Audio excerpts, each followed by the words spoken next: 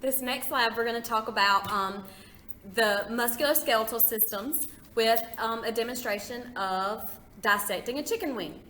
So what you're going to have your students do, you're going to go to the grocery store and buy chicken wings, not because you're going to eat them for supper, but because you're going to have your kids dissect them.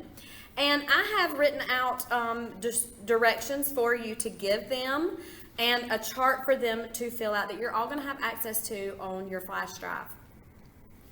So you're going to literally have your kids. I always like to get the big black trash bags, and I cut the bottom out of them and slice them down the side, and I lay out the trash bag on the lab tables for the students, because you need to make sure that you stress the importance that they're messing with raw chicken.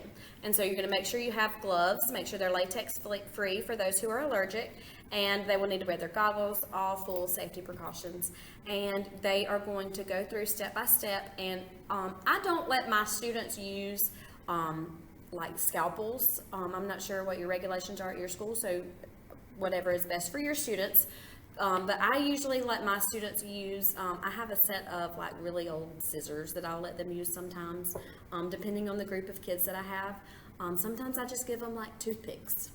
And I will go around with my scalpel and I will cut things that they need help cutting. But the things you're basically looking at in on the chicken wing, it has a lot to do. It's very similar to the human body, because it will show the upper part of the arm, the lower part of the arm, and a joint. Okay, so they're able to dissect this chicken wing. They can see the skin, the muscles, the ligaments, tendons, and the bones. And I actually have my students go through and break a bone at the end so that they can see the bone marrow on the inside and see how it actually creates blood. So obviously your kids are going to love this lab. Some of them are going to hate it, but they're not going to refuse. I have never had my students refuse to do any of these because it's kind of gross fun. And let's face it, middle schoolers are all about some gross fun. And after you have completed everything, have them take their gloves, everything, and throw it in the trash and dispose of everything properly. Make sure everything's cleaned properly. And I have some post-lab questions for them to answer.